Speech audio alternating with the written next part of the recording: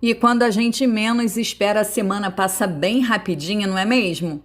Então, eu espero que você esteja aproveitando muito o seu fim de semana e, claro, desde já agradeço a companhia aqui no canal Conte-me Tudo. Eu sou a Cláudia Botelho e hoje conto com a sua presença para mais um caso. Audio Jungle. Audio Jungle.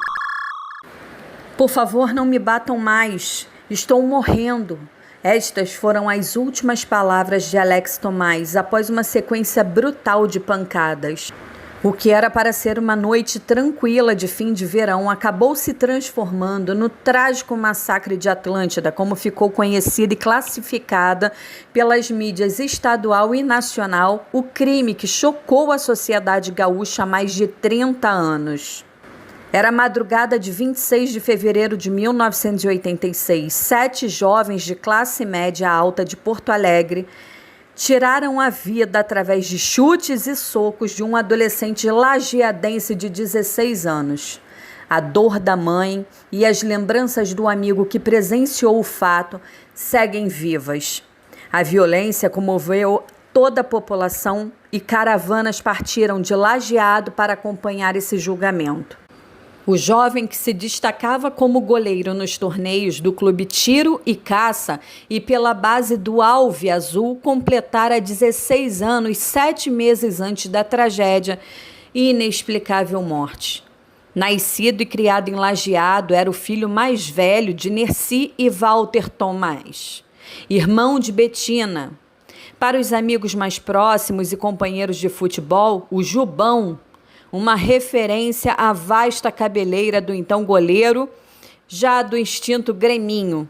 Apesar de vestir azul, ele era colorado.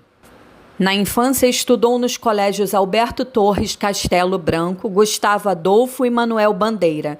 Se formou em eletricidade geral pelo Senai.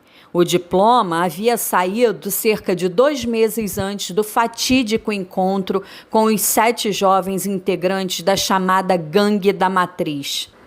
Vítima e assassinos não se conheciam. Cruzaram-se por acaso na Avenida Paraguaçu, em Atlântida. Passava já das 2h40 da manhã. Alex Tomás estava com um amigo de infância e uma conhecida. Caminhavam nas proximidades da Avenida Central em um ponto de encontro dos jovens. Uma provocação, seguida de um retruco inocente, e tudo se transformou em uma briga deliberada pela gangue. Apesar de se destacar como atleta, Alex não teve chance alguma contra os 7 agressores, 4 deles maiores de idade. Levou socos e caiu. Com a ajuda do amigo, tentou correr. Foi derrubado outra vez com novos golpes, agora através de vassouras desferidos por um membro da gangue. Voltou a se levantar e foi atingido por um golpe de artes marcial no peito. Caiu e suplicou para os agressores pararem. Testemunhas afirmaram que ele apanhou muito nesse intervalo. Os 2 amigos, Leandro e Clarice, de 16 e 13 anos, conseguiram fugir. Ele procurou pela PM. 2 policiais em uma viatura socorreram Alex e o levaram até o hospital de Capão da Canoa. Chegou por volta das 3 da manhã. No caminho, estava no banco de trás com a cabeça sobre o colo do amigo. Alex deu entrada no pronto-socorro com parada cardíaca e pulmonar. Pelo menos 3 médicos tentaram diversas técnicas de reanimação. Mas o jovem já não conseguia reagir. Era tarde, por volta de umas 6 horas, e eles desistiram. Vi o médico saindo de uma sala cheia de sangue na roupa. Ele me disse que tinha tentado de tudo. Eu não acreditava, lembra a mãe, Nerci, hoje com um pouco mais de 70 anos. O atestado de óbito foi assinado no dia 12 de março. O profissional deu como causa da morte hemorragia intratorácica, devido à ruptura traumática de ambos os pulmões e coração, resultado dos golpes no peito. O documento não cita o horário preciso da morte e atesta resultado negativo para qualquer dosagem de álcool no corpo de Alex. O pior dia da vida. Nercy foi avisada por Leandro sobre o fato envolvendo o filho. Ainda ofegante, o jovem de 16 anos conseguiu escapar da fúria dos agressores junto de Clarice. Chegou à residência onde ela estava em Shangri-La por volta das 4 da manhã. Foi até a janela do quarto da mãe de Alex. Não havia muitos muros pela residência na época. Ele disse: Dona Nercy, o Alex está no pronto-socorro. O filho e o amigo haviam deixado a casa cerca de 5 horas antes. Eu lembro do Leandrinho chegando para buscar ele e o Alex não estava pronto. Estávamos jogando carta. Ele jantou e depois saíram. A última coisa que ele me disse foi isso: Mãe, estamos saindo. O filho até então nunca havia se envolvido numa confusão. Naquela época tudo era mais tranquilo e eles estavam indo à Atlântida, uma praia muito bem conceituada. Foi com esse mesmo otimismo que Nercy foi até o pronto-socorro após o aviso de Leandro. Eu fiquei parada na frente do hospital, vi uma movimentação no fundo. Eu achei que estava tudo bem, que o Alex só estava fazendo alguns exames. O filho já chegara ao local com uma parada cardiorrespiratória. A confirmação da morte veio como um golpe. Na hora, tu não acredita. É muito difícil de explicar, emocionou-se. O médico deixou que ela entrasse na sala onde jazia o corpo do filho. Mexi no bolso da calça dele, achei a carteira e a chave de casa. Estava tudo cheio de sangue na sala. Foi a hemorragia. Arrebentaram com o coração e os 2 pulmões. Todos os machucados pareciam internos com o tamanho do menino. O rosto estava inteirinho, lindo, lindo como ele era. E no corpo tinha só um vergão no braço. Amigos e familiares contam que Nercy tirou os 2 tênis do filho e os levou para fora do hospital. Colocou o par sobre o meio-fio da calçada. Ali ela permaneceu por um bom tempo de braços cruzados, em silêncio, olhando para o tênis. Até hoje não me lembro de ter feito nada disso e não sei explicar exatamente no que eu estava pensando. Leandro, amigo de infância que estava com Alex Tomás naquela madrugada, ainda mora em Lajeado, não gosta de tocar no assunto. Ele conta com detalhes os fatos que interromperam o convívio com o melhor amigo. Foi tudo muito rápido. Lembra-se principalmente de terem se divertido muito no centrinho de Atlântida. Hoje funciona ali um mini-golfe.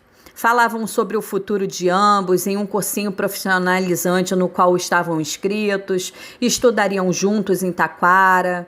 Dias antes haviam reservado quartos de pensão na nova cidade. Havia pouco movimento quando decidiram voltar caminhando para casa em Shangri-La, distante pouco mais de 4 quilômetros. Junto deles, uma vizinha de Leandro no balneário, Clarice, de 13 anos. Ao deixarem a Avenida Central, seguiram pela calçada da Avenida Paraguaçu. Nós avistamos a 100 metros 2 carros parados do outro lado da avenida, com uns caras sentados em cima do capô e no chão ao redor. Estavam gesticulando, conversando em voz alta. Era um Monza e um Fiat Panorama. As placas já estavam anotadas por um comerciante de Capão da Canoa, dono de um bar onde os jovens teriam se envolvido em arruaças pouco antes. Quando os 3 jovens se aproximaram, os carros arrancaram. Do outro lado da avenida, os ocupantes do veículo gritaram algo para os 3 adolescentes. Não lembro bem o que disseram, foi tipo um grito de bêbado. E nós respondemos da mesma forma, nada demais, como se fosse um cumprimento de brincadeira. Foi então que os 2 carros pararam, depois fizeram um retorno na Avenida Paraguaçu. Estacionaram de maneira brusca ao lado do Alex, Leandro e Clarice. Todos os 7 ocupantes desceram e começaram a ameaçar. Vamos rachar os 3 no meio, teriam dito. Não deu tempo nem de conversar. O cara pegou e deu um soco no ouvido do Alex. Foi forte. Ele tonteou. Daí eu o juntei, mas ele já estava pesado, zonzo, caindo. Nisso, a Clarice saiu correndo de volta para o centrinho. Nesse momento, Leandro também conseguiu se desvencilhar de 3 agressores e correu. Eu corri, cruzei as 2 pistas e o canteiro, e eles me seguiram até o fim da avenida. Foi então que desistiram. Daí eu não vi mais o que aconteceu com Alex. Me desesperei. Leandro diz ter pensado em voltar ao encontro do amigo, mas optou por correr 2 quadras para chamar o apoio da PM. Eu sabia que ali sempre tinha uma viatura, bem ali naquele ponto, então cheguei e chamei um policial. Ele trouxe o seu carro, um Chevrolet Veraneio, e então seguimos rumo aonde estavam ocorrendo as agressões. Alex estava caído no chão, sentado na rua e com o resto do corpo deitado na calçada. Era como se ele tivesse sentado na calçada e caído, sem marcas de sangue, mas estava desacordado, lembra o amigo.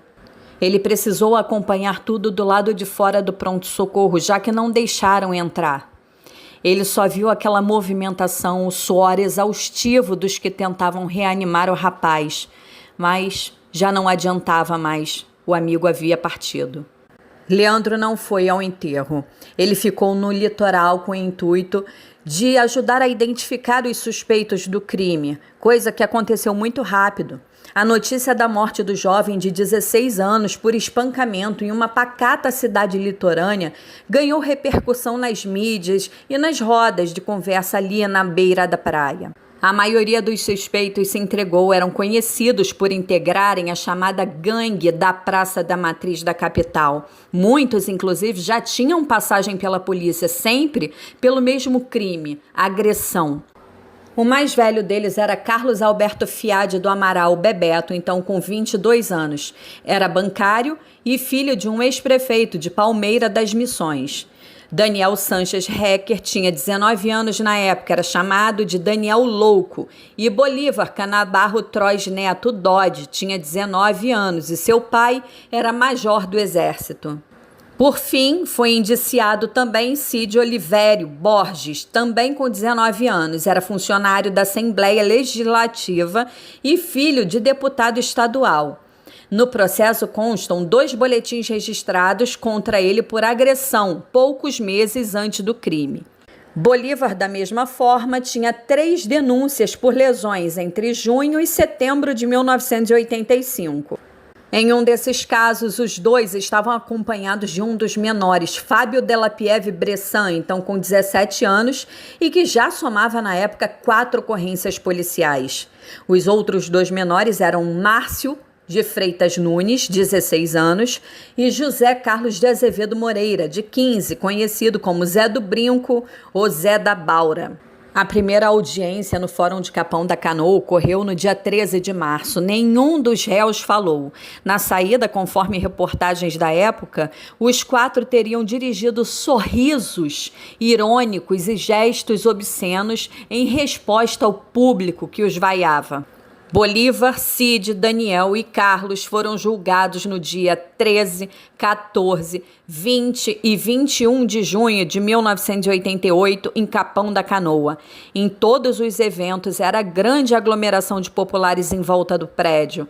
A advogada e escritora Lígia Stegler, autora do livro O Caso Alex, Justiça, fala do paradoxo ao avistar pela primeira vez os indiciados. O aperto em meu peito tornou-se quase insuportável. Bonitos, saudáveis e bem vestidos. Nenhum deles assumiu a autoria do crime. Carlos negou a acusação de que teria instigado o primeiro golpe e afirmou não ter visto qualquer agressão. Cid Borges, acusado de desferir a voadora fatal, alegou estar de costas para o fato e colando cartazes da propaganda eleitoral do pai. Bolívar foi o único que admitiu ter agredido Alex. Diante de um suposto gesto da vítima de levar a mão ao seu ombro, disse no depoimento que pensou estar sendo agredido. Diante disso, afirma ter desferido um tapa. Após, cita não ter visto qualquer agressão e só teria observado, já de dentro do carro, a vítima sentada no meio-fio. Daniel, ao contrário dos demais, passara 2 anos anteriores na clínica psiquiátrica Pinel. Apesar do depoimento confuso, foi ele quem contou os detalhes da agressão. Nego Dodge, Bolívar, deu sem motivo algum 2 socos no rapaz que tentou fugir. Foi alcançado pelo Zé do Brinco com uma paulada nas costas e quando caiu, deixou que Márcio e Fábio saltassem de joelhos sobre o peito dele. Ainda segundo o rapaz, Thomas pifou quando Cid terminou a briga com uma voadora. O juiz do caso perguntou se Alex se havia provocado o grupo e Daniel respondeu, olha, os caras disseram que ele se jogou na frente do carro, mas eu não acredito. No outro dia se mandaram, disseram que eu deveria voltar, que tinha sujado tudo. Por fim, o único réu absolvido afirmou ter sido ameaçado por integrantes do grupo após o crime, para que evitasse delações. São marginais que viviam assombrando no centro. Prometeram me tirar os dentes se eu falasse alguma coisa, mas eu sou inocente e tenho que me defender. Tal relato foi decisivo para a decisão dos jurados. Julgados, Carlos Alberto foi condenado a 8 anos de prisão no regime semiaberto por ter incitado a briga que causou a morte do rapaz. Já Cid Borges foi condenado a 12 anos em regime fechado, com redução de 1 por ser menor de 21 anos. Foi dele a voadora considerada fatal. Daniel, conhecido como Louco, foi absolvido e os menores de idade foram encaminhados à FEBEM. A verdade é que nenhum deles chegou a ficar mais de 3 anos e meio detido. Foram postos em liberdade condicional e seguiram com suas vidas. A morte de Alex virou notícia nos principais meios de comunicação. Forte repercussão do crime tomou proporções ainda maiores. Dias após o brutal assassinato, o então secretário de Indústria e Comércio de Porto Alegre organizou uma ampla fiscalização das academias de artes marciais, já que os criminosos frequentavam ali as academias. 17 delas foram autuadas por irregularidade e cada uma recebeu uma multa na época. Esse foi um crime muito cruel que marcou a cidade de Lajeado, mas acima de tudo ele marcou a vida de Nercy, Walter Thomas e Betina, seus pais e sua irmã. Bem, o vídeo fica por aqui, a gente fica por aqui. E muito obrigada mais uma vez por acompanhar o canal, por assistir os nossos vídeos. Deixe o seu like se você gostou. Se inscreva se você ainda não for inscrito, isso ajuda muito na divulgação, tá bom? Fica com Deus, até a próxima.